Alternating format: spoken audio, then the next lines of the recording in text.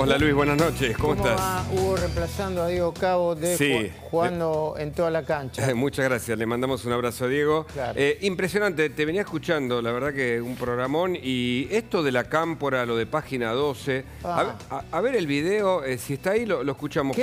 Primero, sí. Si a vos no te parece mal. Dale. Qué poco imaginativo y qué agresivos, ¿no? Porque nos usan a nosotros. Bueno, a mí no me pusieron, así que los gorilas son otros. Incluso acá está Carlos. Bueno, hay que aguantarse este video, ¿eh? Le digo a la audiencia por si todavía no lo vio. Vamos. A ver. Che, gorila, no te lo decimos más. Si la tocan a Cristina... ¿Qué quilombo se va a armar? Che, gorila. Gorilas. Che, gorilas. Si la tocan a Cristina, ¿qué quilombo se va a armar? Si la tocan a Cristina, ¿qué quilombo se va a armar? Si la tocan a Cristina. ¿Qué quilombo se va a armar? ¿Qué quilombo se va a armar? Si la tocan a Cristina... ¿Qué lío se va a armar? Si tocan a Cristina... ¿Qué quilombo se va a armar? Si tocan a Cristina... ¿Qué quilombo se va a Si la armar? tocan a Cristina, ¿Qué quilombo se va a armar? Ojo, jueces macristas. Ojo, jueces macristas. Si la tocan a Cristina. ¿Qué quilombo se va a armar?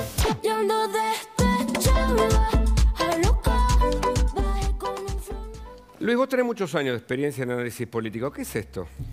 Bueno, primero es una falta de imaginación de la militancia rentada de la cámpora. Se acabaron los sueños, buscan joderle la vida a la gente. A ver, llamar la atención, distraer, porque Cristina está hasta acá.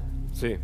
Hugo, vos y yo sabemos Sí. que los fiscales, el fiscal Diego Luciani, en su argumentación, en su alegato, fue muy a fondo y que faltan pocas horas para que pida una condena, a mi entender, importantísima. Dicen desde 9 a 16 años. Por supuesto que después la tienen que ratificar los jueces, quizá antes de fin de año, pero están muy, muy preocupados. Y segundo, ¿qué van a hacer los chicos de la cámpora? ¿Militar el ajuste? Porque además son unos hipócritas. Le decían a Macri, desde el día que lo quería fusilar en Plaza de Mayo, ¿te acordás? Hasta el tarifazo, Máximo, el propio Massa. ¿Y ahora esto qué es? Es un ajuste hecho y derecho. ¿Qué lo van a llamar? ¿Redistribución de los subsidios? ¿Creen que la sociedad es tan ingenua como para comerse ese caramelo? Cuando le llegue la factura, va a decir, muchachos, no nos engañen, tan tontos no somos. Pero esto es desorientación y yo marcaría un peligro también, Hugo, que es Roberto Navarro llamando a la violencia. Es algo que yo no minimizaría. Es muy impresionante. Acaba de presentar un comunicado, FOPEA, agradezco Sí, claro. bueno, nosotros somos miembros de FOPEA, Sí, pero por nos supuesto. parece muy bien que lo haga, porque esto no es gratuito, ¿eh? Un periodista que se junta con Cristina 2 veces por semana, o que habla con Cristina 2 veces por semana, planteando la idea de, che, muchachos, miren que pueden ser objeto de violencia, yo no quiero dar ideas, ¿eh? Es algo muy peligroso que no hay que minimizar. Igual que las listas, estas listas de ricos y famosos, Sí. que no se autoquitaron el subsidio, que era algo que pedía Devido y Cristina en 2011, es fascismo. Además, ¿sabés la cantidad de kirchneristas que hay? Era lo mismo que la fuga de dólares. Te mostraban en la fuga de dólares algunos que habían fuga de dólares. Y Cristina y Daniel Muñoz y Lázaro Báez, o sea, son fascistas, poco imaginativos y caraduras. Lo que me preocupa que están en un nivel de poca imaginación que yo creo que hay que tenerles cuidado, hay que observarlo y hay que tener cuidado. No miedo, sí hay que tener mucho cuidado. ¿Lo ves como una amenaza vedada esto? Es decir, que hay detrás de este agite, el de Navarro, el de la cámpora, señalamiento de personas cuando generaron escupitazos, ¿te acordás? Sobre periodistas en otro momento. No es nuevo, pero esto de generar... Ellos hicieron una micromilitancia de que Macri asumió que implicaba que te putearan y que te atacaran por la calle. Yo creo que están buscando... A ver, si a Cristina, pero no si la condenan, si los fiscales la acusan como la van a acusar, la ponen en una situación política muy grave, pero muy, muy grave. Entonces, ya no le va a alcanzar con decir nos están persiguiendo, el lawfare, quieren proscribirme o voltear la candidatura.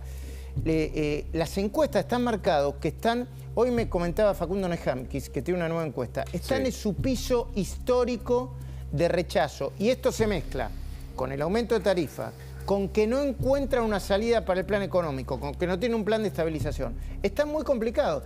Y... Alguien que está muy complicado, como es el peronismo, acostumbrado a correrte por todos lados, te mete, la quiere pudrir, claro que sí. Claro, este es el punto. ¿Cuál es el próximo paso? Porque fíjate que va encadenado. Si uno analiza objetos por separado es una cosa, pero cuando lo encadenás ves que hay como estos carteles que empezaron a pintar, si la tocan a Cristina, jueces macristas. Hay un agite, es cierto que son pocos tal vez, pero pocos que pueden generar mucho daño, me parece, y son peligrosos, ¿no? Yo comparto, Hugo. Sí, claro que sí. Bueno, tenemos un gran programa. Gracias, Luis, por compartir este pase, ¿eh? Muy bien. Hasta la próxima. Bueno, comenzamos con más periodismo y una pregunta en estos 72 años de la celebración del paso a la inmortalidad del general José de San Martín. Nos preguntamos qué le pasa a la Argentina. ¿Cuán atrás quedaron, no, los valores de San Martín, pensando en la abnegación, en la austeridad, en la valentía, en la gestión? Puso el cuerpo para cambiar las cosas, ¿no? Como otros que hablan de guerra y la verdad que no cambian nada. Y uno de los problemas, o dos, para sintetizarlo rápidamente, que enfrenta este gobierno, está en la calle. Hoy lo vimos. La calle, que era el territorio del peronismo, la ha perdido el peronismo. Y vos te preguntás, ¿por qué? Bueno, claramente porque lo que desoyó el peronismo, que fue su virtud otrora, es la posibilidad de achicar la pobreza. Este gobierno la amplió la pobreza. ¿Sabés que en la Argentina se calcula que son unos 20 millones de pobres de 47 millones de habitantes? La pobreza, junto con la inflación, son mecanismos que generaron que la calle esté muy inquieta, que en la calle haya divisiones dentro de la propia CGT. Hoy escuché a Facundo Moyano y a Pablo Moyano, por supuesto que respondiendo a sus bases, pero con mensajes muy confusos. Tal vez Pula Galerí, Pablo Moyano le decía esto al presidente. Escúchalo.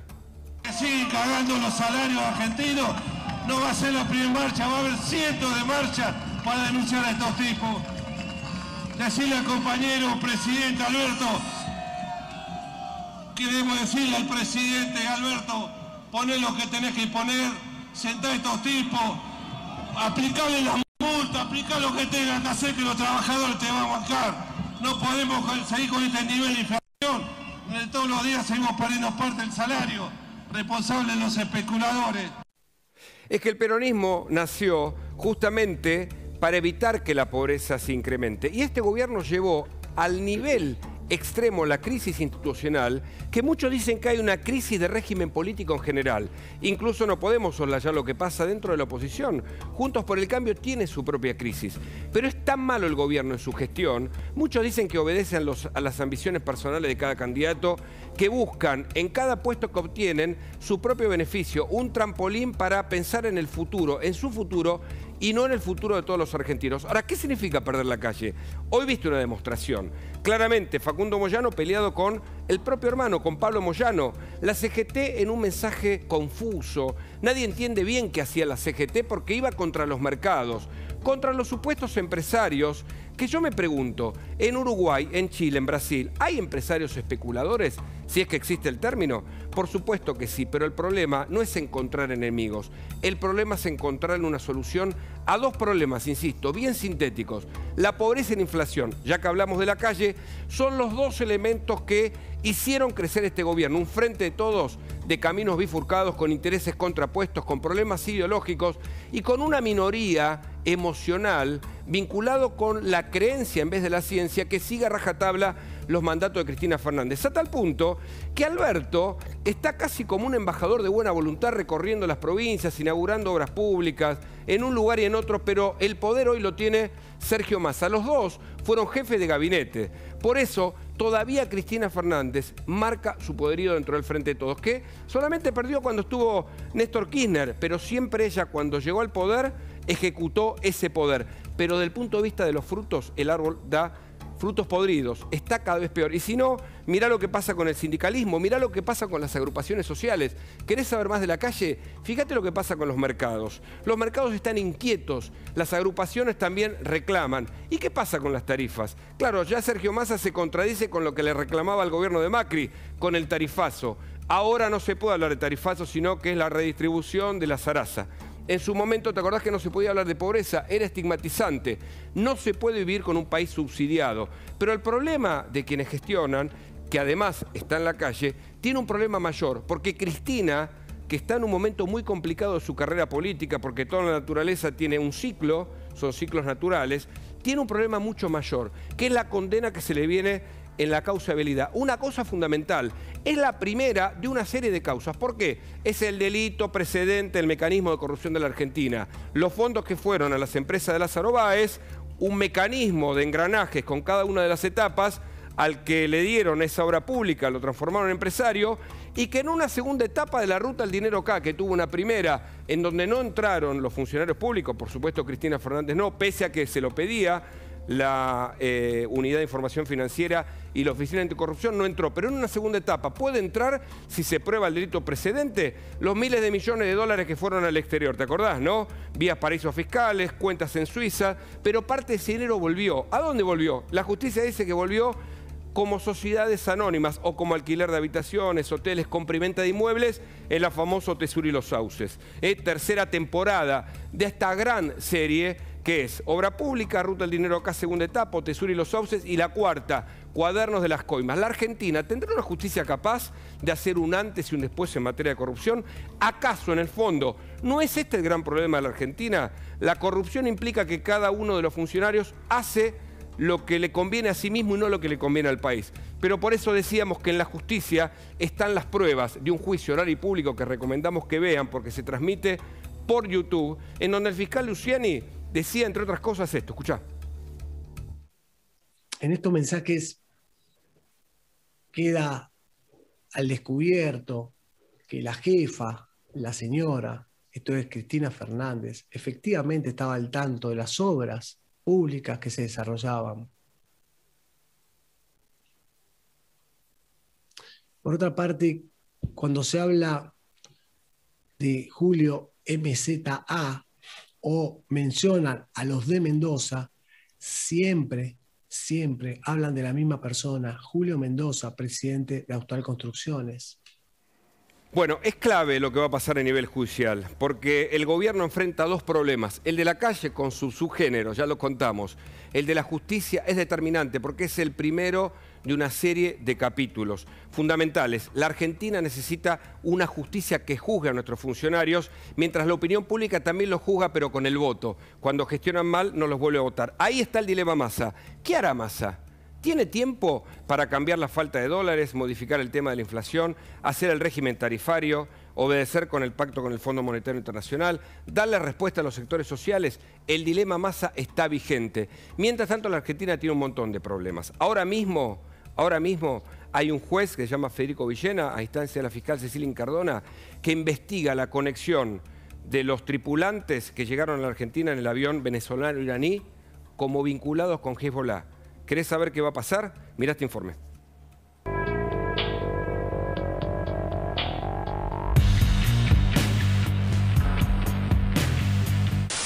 Exigirle, oigan, al gobierno argentino que devuelve el avión que es venezolano y decirle al presidente Fernández que demuestre si es un pelele del imperio.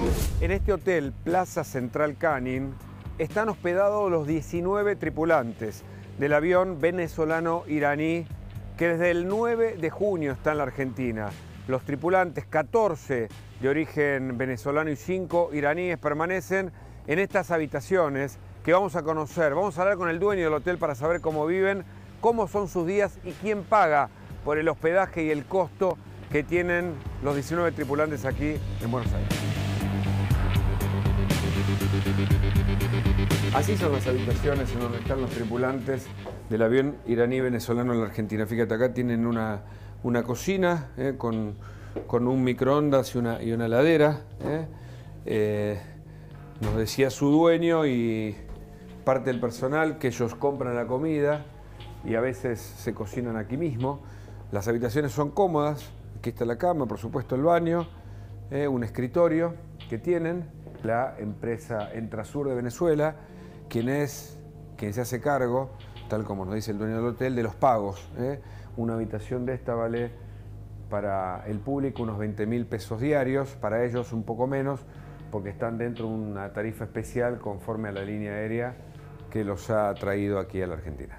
Bueno, objetivamente está secuestrado porque el juez lo ha determinado. Efectivamente están estos 19 tripulantes sin que aparentemente tengan nada que reprochársele. Sí, efectivamente hay una sensación del pueblo venezolano de esa injusticia, ¿no? Prácticas. Ahí están los tripulantes, más o menos. Más o menos, sí. Esa es el lugar. Están entre el segundo y el tercer piso. Ok. ¿Y salen? Salen, sí, salen. Cuando no hay periodistas, salen. Ahora no quieren hablar. Y tratan de... Porque creo que me da la sensación, no estoy seguro, pero me parece que también por un tema legal tratan de estar, de no involucrarse en declaraciones. ¿Cuántas habitaciones?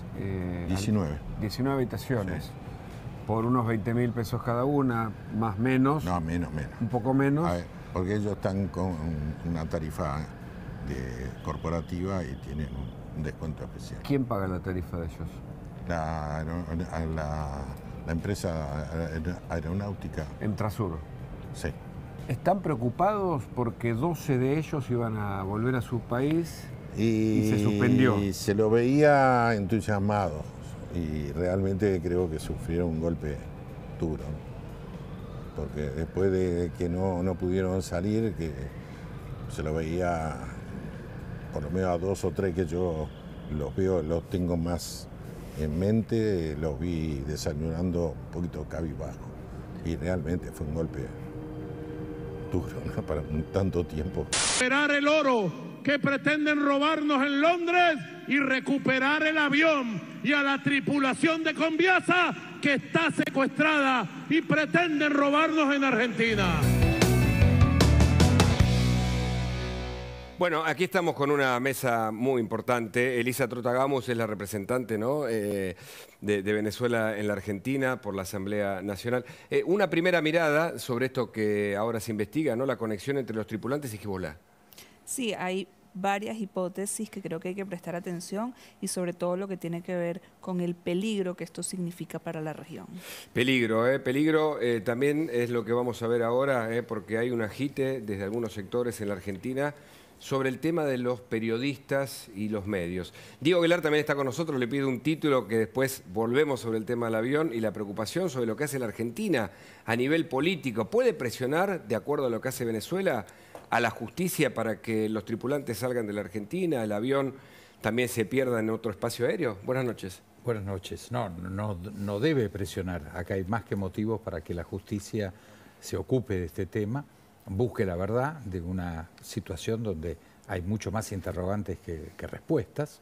Pensemos que fue el propio ministro, vía los organismos de seguridad Rossi, que le avisó a la tripulación que estaba en el hotel el argumento de que dijeran que había un proceso de instrucción, tanto que él lo dijo por televisión, aclaró que era una hipótesis de él, que no tenía ningún elemento, y 2 días después fueron los propios tripulantes que se lo dijeron al juez. Todo es muy raro. El juez y la fiscal creo que están haciendo un trabajo serio y que hay que respaldarlo, y el gobierno tiene que ser el primero que respalde al juez y a la fiscal. Ahora volvemos, Diego, con ese tema que es importantísimo, pero vivimos momentos inquietantes en la Argentina. Una serie de episodios que vienen ocurriendo en los últimos tiempos demuestran que hay cierta desesperación de un sector del gobierno. Muchos dicen que es el sector emocional, el que tiene una idea de, bueno, seguir una líder, que no piensa o no le interesan las pruebas. Pero el agite y el escrache de los periodistas de última hora es así, mirá.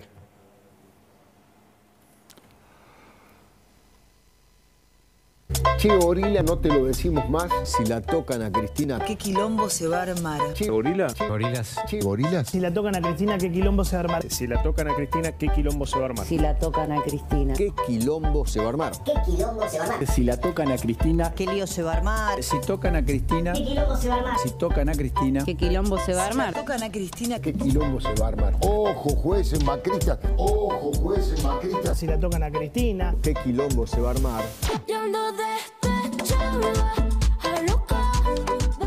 ¿Cómo te viste ahí en el video, Carlos Clark, que estuviste en un plano fundamental? Sí. ¿Cómo está, Su? Buenas noches. Buenas noches. Para empezar, soy el que menos experiencia tiene de ahí, por no decir que soy el más joven, pero bueno, por supuesto que los demás tendrán más autoridad para responder.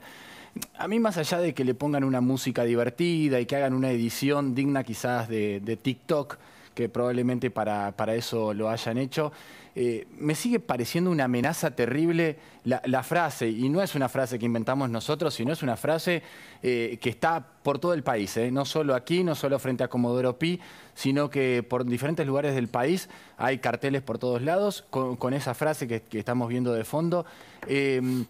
La verdad es que el viernes va a estar la penúltima audiencia de Luciani. El lunes Luciani, el fiscal de la causa Vialidad, va a acusar. Es la justicia la que está hablando. ¿Qué significa esto de si la tocan a Cristina? ¿A dónde vamos? Digo, más allá del video divertido que puede ser, reitero, para las redes sociales, incluso para que lo repitan y qué sé yo, me da cierta sensación de estamos hablando de un tema muy serio. En el fondo de la cuestión hay un tema que es gravísimo, que es de lo institucional. ¿Qué quilombo se va a armar? ¿Qué significa, Hugo? ¿A dónde vamos con eso? Digo, ¿qué van a hacer? Claro. Verdaderamente me preocupa. Hay una probable incitación a la violencia, hay un escrache, algunos periodistas, se hace la edición con la frase que ellos mismos propusieron, que agitaron a través de banderas, si la tocan a Cristina o todos con Cristina. Sí. Un país que no tiene instituciones independientes es un país que no funciona. Un gobierno autocrático, y vos lo conocés de lo que ha pasado en Venezuela, es un gobierno que arrasa sobre el resto de las instituciones. Aquí veremos cómo reaccionan además los sectores sociales. Camila, te doy las buenas noches, porque también hay inquietudes. Hoy hablaba con algunos de los que estuvieron manifestando allí en la ciudad de Buenos Aires, por el tema de los planes. Y los planes aparentemente pueden sufrir consecuencias y eso va a ser otro problema para el gobierno, ¿o no? Bueno, la gran pregunta, Hugo, ¿qué va a pasar con aquellas personas que no se presenten a esta suerte de censo que va a llevar adelante el gobierno en los próximos días? La última información es que va a haber un operativo de entre 600 y 1000 personas por día en distintos lugares de la provincia de Buenos Aires particularmente, en donde los beneficiarios solamente el potenciar trabajo, eso es algo que hay que mencionar, porque esto iba a ser un plan de auditoría de todos los planes sociales, y nos estamos refiriendo solo a uno, se van a tener que presentar de manera presencial para llenar una declaración jurado de 30 preguntas a riesgo de perder el plan social. Entonces la gran pregunta es, ¿se van a presentar efectivamente? ¿Las organizaciones sociales van a convocar? Y si no van a perder el plan?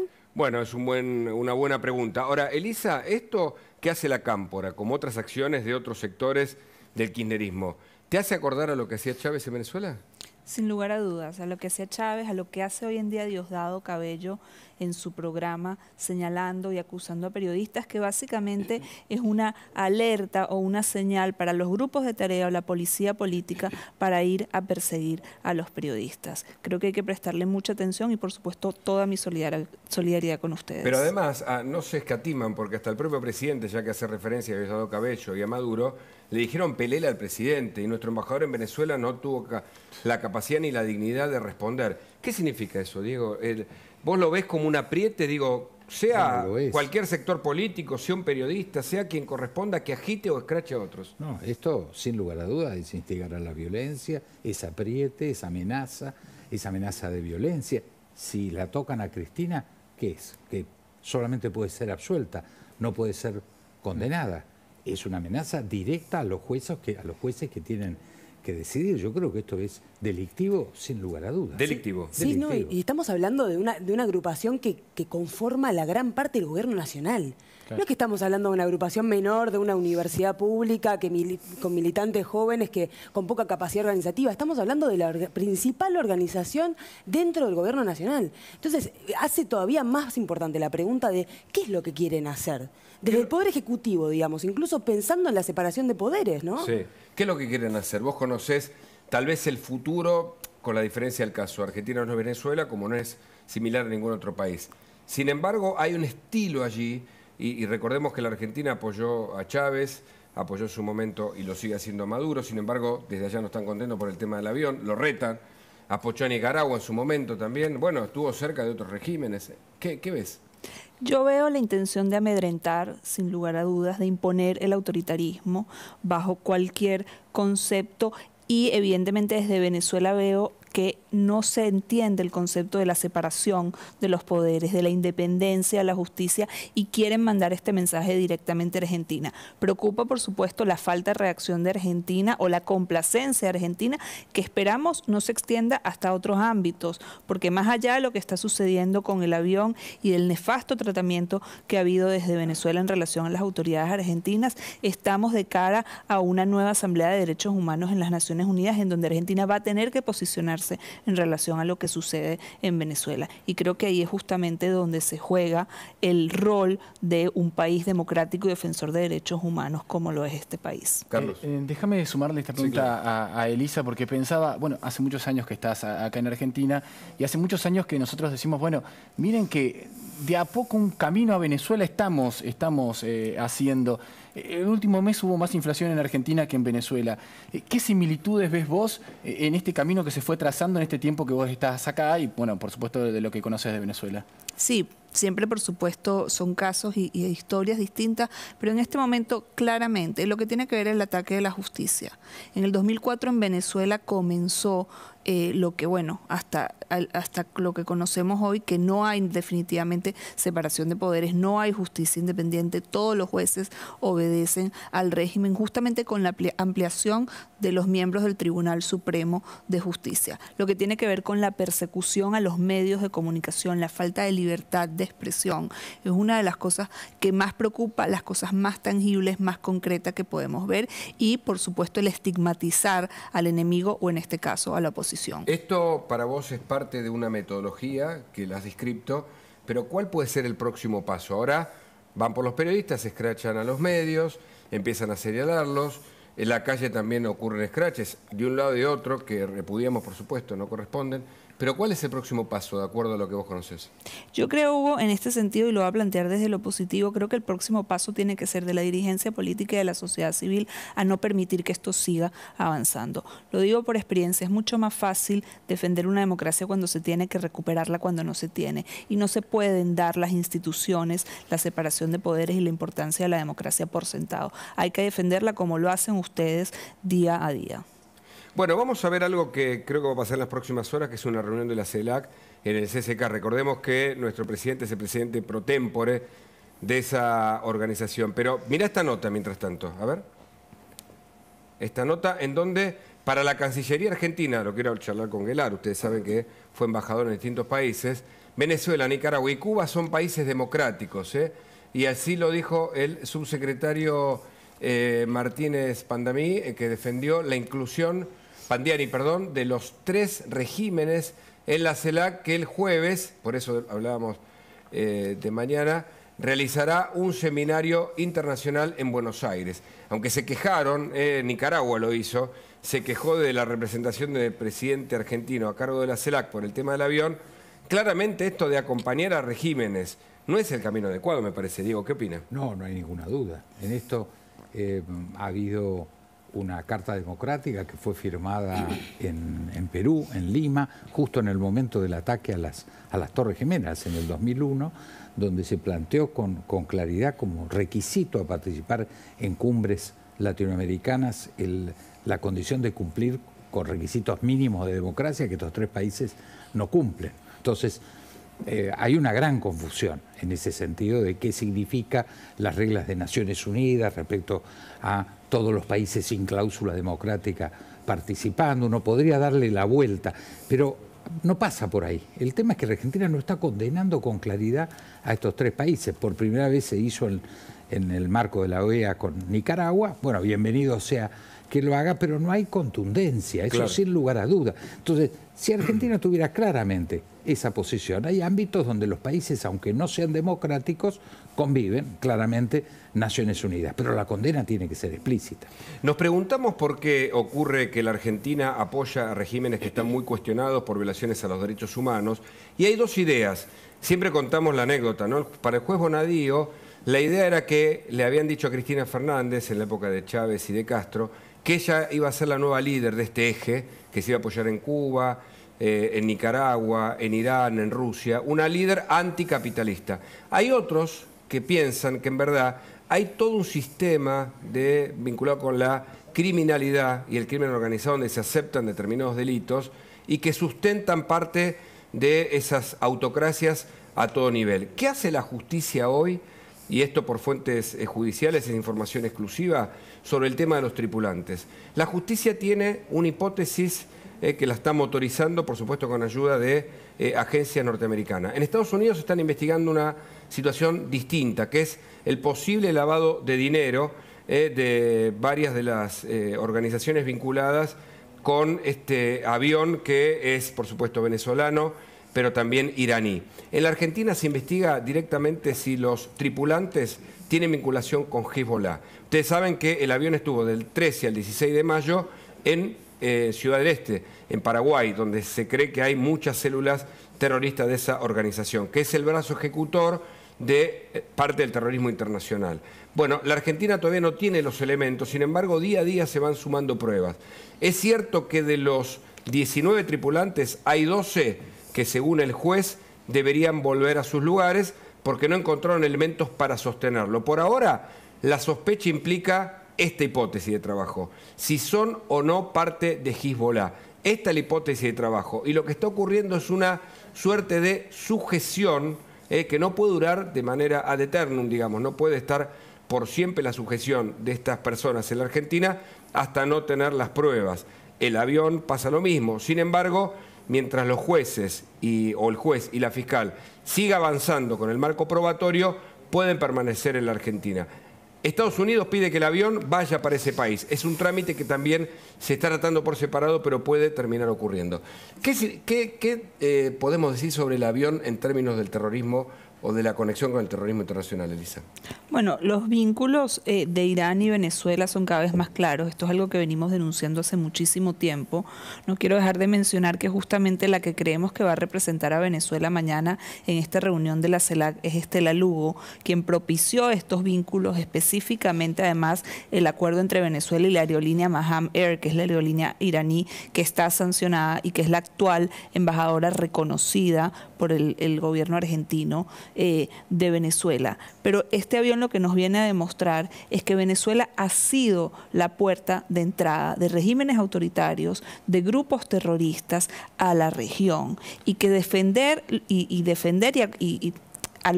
a las víctimas de las violaciones de derechos humanos, pero además denunciar lo que ocurre en Venezuela no es algo que ocupa nada más a los venezolanos o que se hace por los venezolanos, se hace absolutamente por todos. Hoy está Argentina en el centro, en el ojo de la tormenta justamente por este avión. Lo mismo está sucediendo en Chile, en donde cesaron los vuelos entre Venezuela y Chile de la aerolínea Conviasa. Está sucediendo en Paraguay. Uruguay pudo levantar las alertas con suficiente anticipación y sabemos además lo que implica esto para Estados Unidos. Sí, exactamente sobre ese tema quería consultarte, Elisa.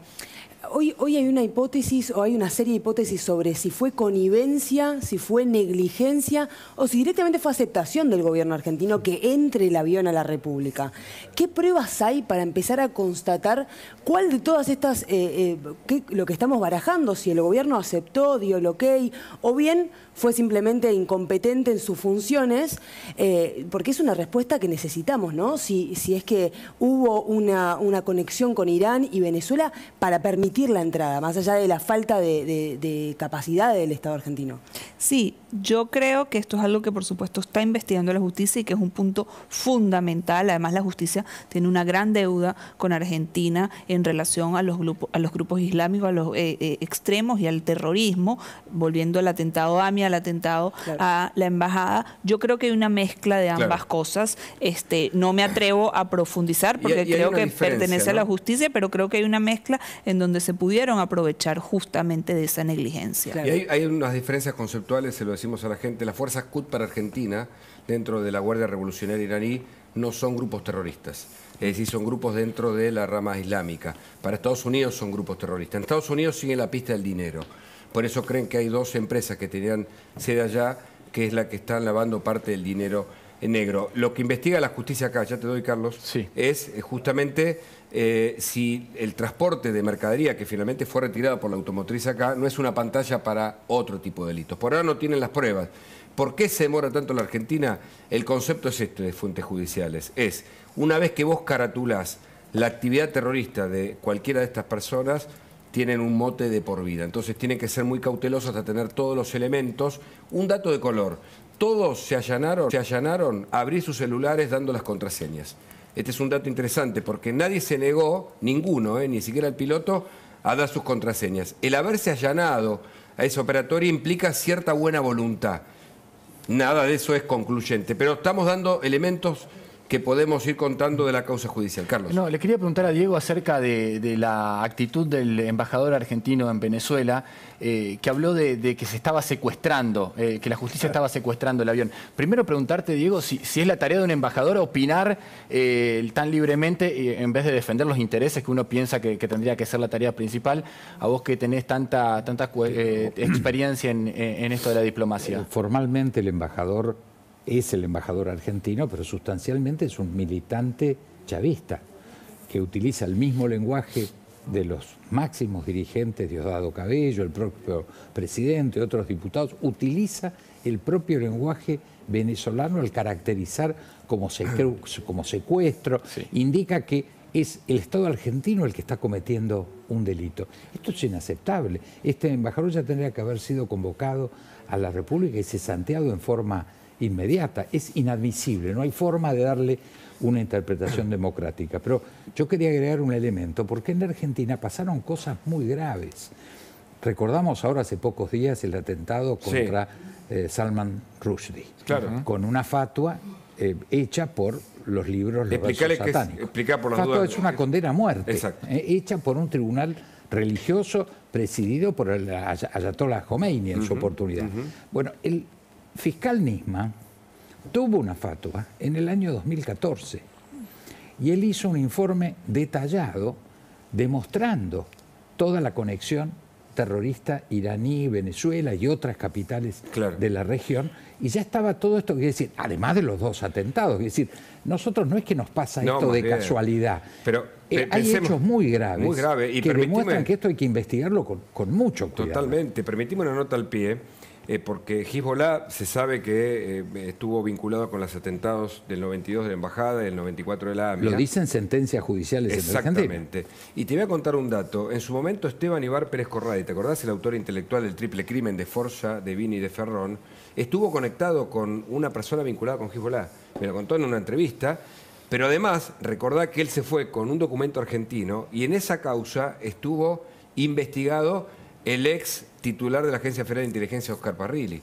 Es decir, que cuando vos empezás a analizar los distintos momentos de la Argentina en esos términos, ves relaciones muy complejas. Es cierto que la justicia tiene que encontrar todo como para tener una determinación, pero también hay que señalar que los antecedentes son muy negativos. El caso de Nisman, concretamente, cuya muerte, de acuerdo a la justicia, fue un asesinato, es un indicativo de lo que pudo haber pasado ahí. Carlos. No, estaba pensando además que el hecho de poner secuestrar entre comillas como algo... la justicia secuestra como parte de prueba algunos elementos, es decir, hay un accidente y hay un auto involucrado, se secuestra el auto para hacer una pericia.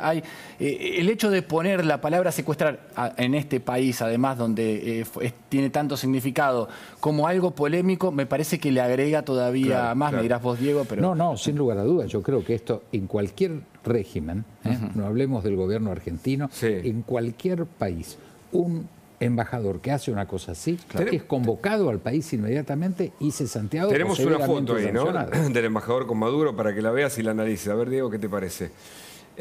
Mientras te cuento, ahora vamos a ver la foto, que la palabra técnica por lo cual están los 19 tripulantes aquí se llama sujeción. Sujeción, es una suerte de retención en el marco de una investigación judicial. Y la investigación es esta, ¿no? La hipótesis de la justicia es saber si pertenecen o están trabajando para Hezbollah o no. Pero bueno, este es uno de los temas. El otro ocurrió hoy, el otro es el de la calle que se fragmenta en distintas demandas, todos contra todos. Carlos, ¿qué pasó? Bueno, la CGT entró mal pisada a la marcha de hoy y creo que salió peor todavía. Hay grandes internas adentro de la CGT luego de una marcha fallida, sin lugar a dudas.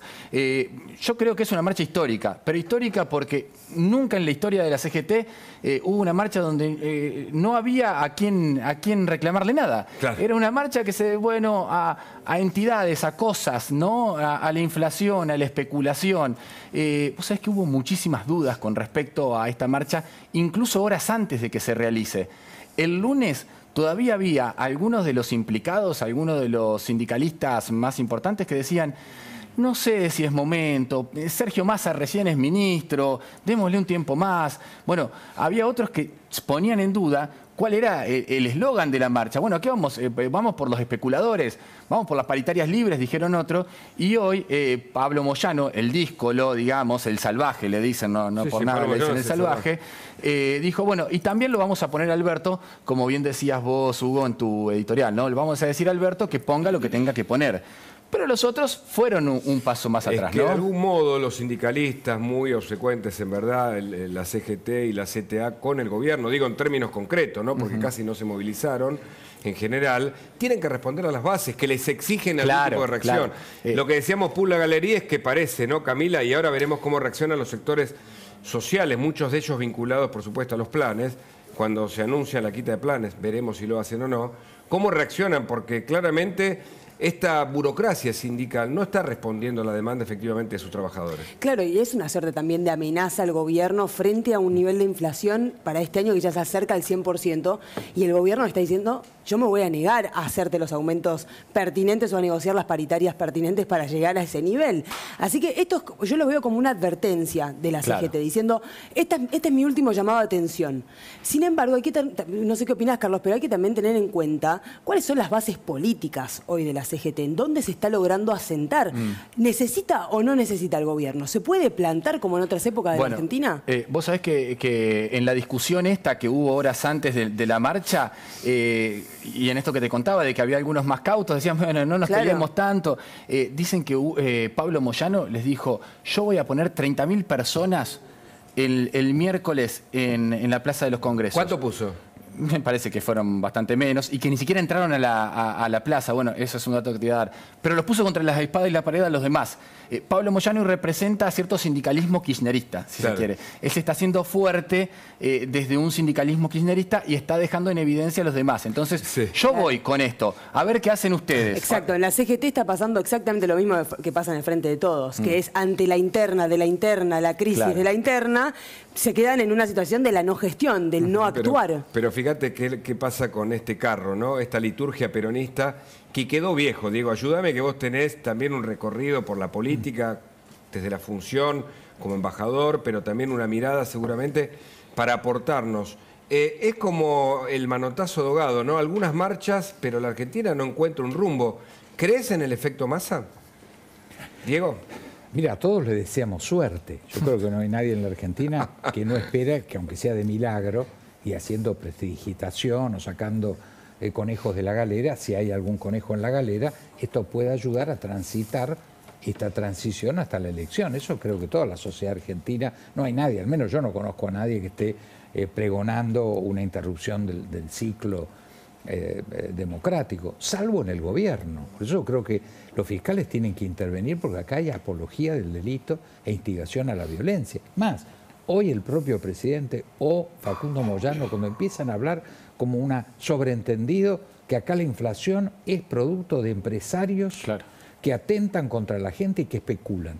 Esto es casi una incitación a que la gente asalte supermercados. Es decir, hay que entender que cuando ustedes recordarán cuando Trump planteó que se podía tomar lavandina, y hubo gente que se suicidó tomando lavandina porque lo había propuesto el presidente de la República. Entonces, hay responsabilidades directas en la apología del delito. No, y justamente recién charlábamos qué puede pasar con esta amenaza de la cámpora, ¿no? De si la tocan a Cristina se va a armar quilombo.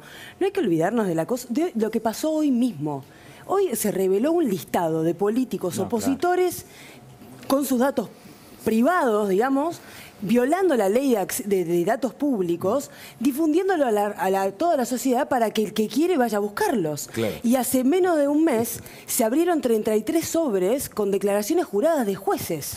Y estamos en el medio de la causabilidad. Hay que tener un poco de perspectiva de lo que puede pasar con este tipo de amenazas. Elisa, este tipo de revelación, decíamos de escrache, pero también el difundir datos personales o apuntar a algunos dirigentes, incluso personas de los medios, ¿también es una práctica típicamente de lo que vos viste en Venezuela? Totalmente. No puedo nuevamente dejar de pensar en este personaje siniestro que es Diosdado Cabello, tal vez el más emblemático en este sentido ahora, pero también en su momento lo que significó la lista Tascón, que fue publicada. ¿Qué fue la lista Tascón? La lista Tascón fue una lista que fue publicada por un diputado en ese momento, Luis Tascón, que reveló todos los nombres de todas las personas que habían firmado a favor de un referéndum revocatorio en contra Chávez. A todas esas personas se las echaron trabajos en empleos públicos, a todas esas personas se le prohibieron tener acceso a cualquier beneficio social, a todas esas personas las persiguieron durante muchísimo tiempo y significó... ¿Y censura también? Censura totalmente, y eso significó además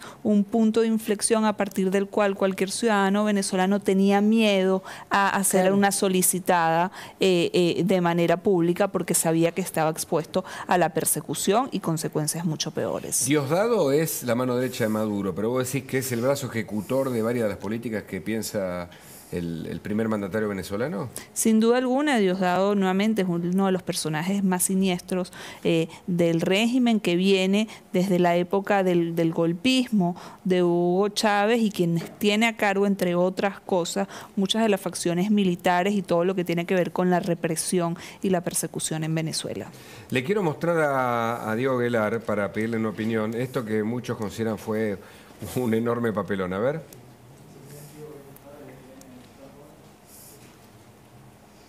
Es una foto, mira. Lo de la bandera, ¿viste? El Sí, error de la estas son bandera. cosas que no tienen que pasar. Yo en esto lo veo con Le erraron de la bandera, claro, ¿no? tenían que poner la bandera suiza y pusieron la de Dinamarca. Claro. Sí, lo veo. Pero, a ver, ¿puede pasar esto? Es como si nosotros no podemos pronunciar una palabra. Además, no eran dos países desconocidos, ¿no? No es que erraron en un país, Dinamarca y Suiza. Pero esto, ¿cómo se salva? Pidiendo disculpas. Errores se cometen. Yo puedo entender que un funcionario joven se equivocó. Lo que pasa es cuando es un error tras otro, ¿no? Claro, el problema es que no son errores. Cuando vemos las cosas que dicen el presidente, el canciller, los ministros, la Cámpora, a mí no me cabe la menor duda que los autores materiales e intelectuales de estos cortos que dicen que no la toquen a Cristina, son delincuentes, están cometiendo delitos. No digo todos los miembros de la Cámpora, pero esto tiene, alguien lo hizo, lo filmó, lo pegó, lo difunde. Los que están involucrados son delincuentes, están haciendo apología del delito, tienen que ser procesados y tienen que ser castigados. Esa es la forma de evitar que esto sea una espiral donde cada vez nos vamos acostumbrando a, como regla normal, a que estos delitos puedan cometerse y que no tengan sanción alguna. Excelente. En instantes, Camila nos cuenta cómo viene el tarifazo. Hay que decirlo, es un tarifazo segmentado, distributivo, tarifazo al fin. Los detalles en instantes. Quédate.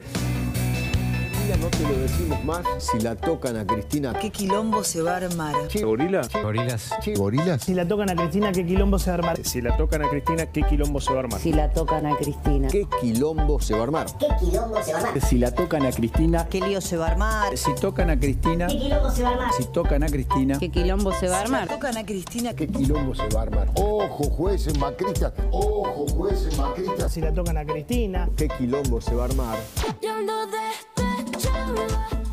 Parece gracioso, pero no es gracioso, porque allí el mensaje es si la tocan a Cristina, y como lo editaron y teóricamente lo dicen las descripciones de lo que ellos mismos pintaron, pareciera ser de un rasgo menor. Pero Sí, y lo disfrazan con una música, ¿no? Es como si fuera una música de rap. Claro, como si fuese algo agradable. el punto es que puesto esto, con otras declaraciones, con otras pintadas y con banderas en distintos lugares, hablando de los jueces, es una actitud preocupante. Esperemos que pare acá, que no siga una escalada, porque inquieta. Mientras, por supuesto, el dato de las últimas horas es el tarifazo. Aunque no quieran llamar tarifazo, es un aumento de tarifas. Camila, es así, ¿no? Sí, el aumento va a ir, vamos a hablar un poco de luz, gas y agua. Sí, claro. Luz, ¿cuánto va a aumentar para aquellas personas que pierden el subsidio, que son aquellos que no se anotaron o que de acuerdo a los criterios del gobierno no van a entrar de vuelta en la tarifa subsidiada? 190%, Sí. un aumento en 3 tramos de manera bimestral de acá a enero, a partir del 31 de diciembre es el último impacto. Esas personas pierden completamente el subsidio. ¿Cuánto aumenta en el caso del gas? 85%. En este caso también en 3 tramos bimestrales. En agua, la gran ajustadora Marina Galmarini, 172,5% va a ser el aumento de un saque para los usuarios de agua que no tengan más el subsidio. Va a haber, según lo que dijo el gobierno, un nuevo formulario en el que los usuarios van a tener que volver a anotarse, esta vez para no perder el subsidio de la provisión de agua. ¿Cuántas personas van a perder estos subsidios? En el caso de la electricidad, 3,8 millones de hogares, es el 41% de los usuarios de electricidad. En el caso del gas, 35%, 4,5 millones de hogares. En el caso del agua, también el 41%, 1,5 millones de hogares. Excelente, Camila. Bueno, muchas gracias a todos. Gracias, Lisa. Gracias, Diego. Gracias, Camila. Gracias, Carlos. Hasta le mandamos un abrazo de Ocabot. El miércoles Comediante seguramente está aquí. Quédate en la continuidad de La Nación Más. Pancho Olivera, entrevista a Hernán Lombardi, en Más Entrevista. Nosotros nos encontramos en cualquier momento, como corresponde, en la continuidad de La Nación Más. Chau.